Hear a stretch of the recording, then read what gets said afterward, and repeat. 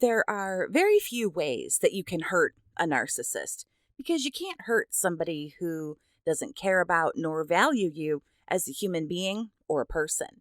Furthermore, when you're just one of many, as supply sources are, there's not much that you can really do to throw a narcissist off. When you don't cooperate, there are a dozen folks in line behind you who are ready to do what you won't. Knowing this, there is one tool that we have in our arsenal of weapons that is a narcissist's worst nightmare, and that is silence. In this video, I want to talk about just exactly what a narcissist goes through when someone decides that they are going to go radio silent. Number 1, stalking. Now, stalking isn't something that only narcissistic people do, but a lot of them will try to poke around to see what they can come up with when the flow of information and attention that they're getting from you stops. Social media stalking is quite easy for someone, even if they have little free time, but just a lot of determination. How much other supply the narcissist has currently will also play a big factor in how much effort they're putting into you. Number 2, depression. I've been reading a lot of stuff lately that talks about narcissists and their depression. Now, I'm not saying that there's a direct link and that you can't have one without the other, but it makes sense if you think about it. Narcissists are people who have very low self-esteem. They're bullies. They don't think very highly of themselves, otherwise they wouldn't behave this way. And knowing this, it's obvious that, they would more than likely suffer some level of depression. And when you decide for whatever reason that you're not giving them access to your life anymore, it can ramp up their depression even more. Number 3, withdrawing. If a narcissist loses a lot of supply sources or a super valuable source like their primary supply, a narc can actually begin to withdraw. This is sometimes called a narcissistic spiral. Maybe you've even heard it called a narcissistic collapse. That's another very common phrase. Narcs become very vindictive, rage-filled, but on the flip side, they can also withdraw. And I wanted to talk about this and highlight this as a bullet point specifically because I think it's linked to the depression. And these are just two things that I don't feel are talked about often enough when we talk about, well, what do these people do when we decide that we're going to move on? I think in 2024, what happens now, a lot more than anything else, is they lose a source or two for whatever reason, and they sulk and recoil, and the depression hits them and they hide away. I believe they use supplemental supply by staying inside, being reclusive, and spending massive amounts of time online, either on dating sites, maybe even catfishing people on dating sites, trying to stay away from as much rejection as they possibly can, while, of course, trying to get as much supply as possible. Number 4, danger. Again, a narcissist can have all kinds of different reactions and responses to you choosing silence.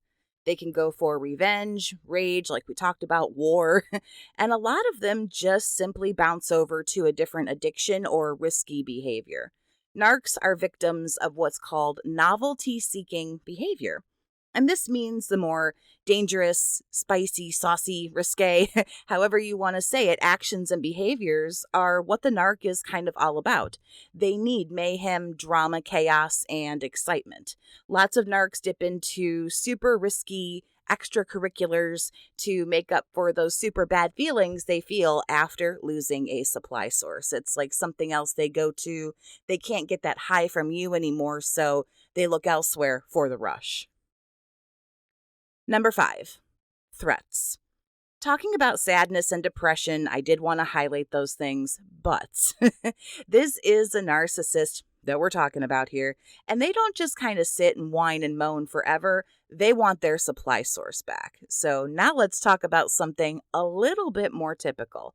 With a lack of ability to control their emotions and acting like an adult, this can lead them to making verbal threats towards you and resorting to acting like a complete child in order to try to get you to come back. This is a lot of fear-based manipulations and scare tactics to make people frightened and continue to deal with them. I'm telling you, Survivor, truly pathetic stuff. I offer a way for you to share your experiences. You can get coaching and counseling right over the phone from the comfort of your own surroundings. I'm available to listen, validate what you've been through, and be here every step of the way through your journey. And you can set up an appointment today. Number 6, smearing. Another super mature way that narcissists can react to your silence is by just deciding that they're going to run around to everyone they know and everyone that you know and tell all your secrets, personal information to. While they're at it, they're going to air out your dirty laundry, say things that maybe even aren't true, and all around make themselves look like the victim that has been enduring you. Smear campaigns are very common when you're dealing with a narcissist, and the wild thing is, if you don't choose to go silent, they're still going to run a smear campaign on you to some people at some point in your relationship. Now, with those 6 things I mentioned, honorable mentions, of course, go to other behaviors like anger, narcissistic rage, denial. There's a slew of manipulation tactics, trying to get you to talk, like guilt tripping, gaslighting, victimhood, hoovering, and of course, finding new supply. As far as going silent with a narcissist, there are a few approaches that you can take. You can choose a silent treatment, you can choose to ghost, and you can choose no contact. I want to talk about each of these a little bit and talk about negatives, positives, but I also want to address what I feel are some misconceptions, and I want to set the record straight. Firstly, never give a narcissist a silent treatment. Giving someone a silent treatment is really, really petty. It's petty punishment. You can say, hey, listen, leave me alone. I need some space for a little while without you in it. Get lost. But tell the person that you want space and then take it. Do not stoop to a narc's level of cutting communication with no warning and no reason, especially to try to punish them and make them feel bad by resorting to this. It's not necessary. It will never work the way that you think it will, and it is incredibly toxic. If you choose to ghost somebody, don't ghost somebody who deserves you having that conversation with them about why you need to move on with your life. Now, it's true, you don't owe anybody any closure, and no one owes you any closure. You don't have to do it, but if you can, if things are amicable, be an adult, say why you're moving on, say why things aren't working out for you. Short, sweet, and to the point, that's what everybody wants anyway. Ghosting versus no contact. Ghosting and no contact can lead a person to making the choice to no longer speak to a person and break away very suddenly with no chat and no explanation. Now, personally, I don't really feel like there's much of a difference between ghosting and no contact. However, I feel when people get ghosted, the person who does the ghosting will more than likely return, whereas I would always hope that no contact would be a very permanent decision. What's really important to think about here is you will never have a normal exit with a narc. I don't care what you choose to do or don't choose to do. I don't care who ends things, what the status is. This will never be a normal breakup. It will never be a normal ending to a friendship. It's typically very sudden, very abrupt. Nothing gets sorted out. We never figure out why. And at least one person is very, very confused. Now, whether you call it ghosting, going no contact, choosing to walk away from the narcissist and be done for good is a choice that you have to make. Now, bless your heart, survivor, for wanting to tell a narcissist that you don't want to be friends anymore or the relationship isn't working out. But here is what you don't realize, and here is why you cannot do that. They don't care. All they hear is someone that they're using wants out. And yeah, they can't let that happen. So they whine, they cry, they beg. Please, let's talk. We'll work this out. I'll do better. It'll be better. You're asking too much from me. Lower your standards and everything will be just fine. They blame shift, make excuses, guilt you into staying longer. All they can see is they're going to lose something they find valuable. That's right. Something, not someone. You have to go, and you have to do it without a word. It's just best for you. And again, you don't owe them a damn thing. And I'll tell you something else, survivor. When you do go silent and you don't come back, they know why. Do you think the narcissist I dealt with many moons ago sits around and wonders why I went silent? I'm pretty sure they realized the day that I did it. Now, please don't fall for these other really, really common misconceptions. For instance, that you need a closing conversation, that you can't just ghost them or go no contact or whatever the hell label you want to give it. No, you don't. You will not find closure, valuable information, nor healing from the person who hurt you. You will never find healing where you got hurt. Do you really want to stay at the scene of the car accident and look for clues, or do you want to go to the hospital and get the stitches and the medicine? Now, I mean, really, how long are you going to torture yourself? You don't need hours and hours and hours of conversations, the same people saying the same circular, repetitive, annoying bullshit. Rip the Band-Aid off.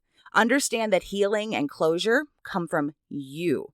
You might need the help from a counselor, maybe somebody in your house of worship, somebody that you can trust, but what you don't need is anything from an abusive narcissist. Stop believing that going no contact is mean. It's not mean. The narcissist doesn't give a shit about you. You're a something, not a someone. You're a list of goods and services, not a person. Stop caring about what they think and feel about you and what you do. Make you important to you and realize that no contact has nothing to do with the narcissist. No contact, survivor, is not to punish this person. Make them think about what they did. Survivor, no contact is for you. There's a big difference between being mean and this whole thing called self-preservation, because let me tell you this, survivor, I bet if the narcissist treated you right, or not even right, but just remotely like a human being with some respect, you wouldn't be having to make this decision. You are reacting to the abuse. You're choosing not to take it anymore, which you are allowed to choose. Don't guilt trip yourself into, this is mean. Among other words, what happened to you is mean. Stop the confusion and the misconception. Furthermore, stop thinking that no contact makes you a narcissist. Narcissists give you the silent treatment to punish you. They ghost you and discard you with every intention of returning and hoovering and sucking you back in for round 2 of abuse.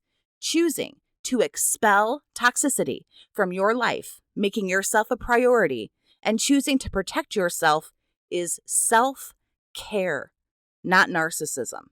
Also, important to point out here, we all have some narcissistic traits and qualities. That's normal. However, choosing yourself is not narcissistic. Please, if you learn this today, spread this information to somebody else that you love and care about. Self-care, solace, self-preservation are not narcissistic qualities. It is not narcissism to want to be safe, secure, and take care of yourself. It is healthy to not want to be abused, survivor. Going silent is the worst thing you can do to a narcissist. If you would like, share your story about how you went silent down in the comments. Certainly, don't be silent on that. Thank you so much for listening. Have a great day, survivor, and take care of yourself.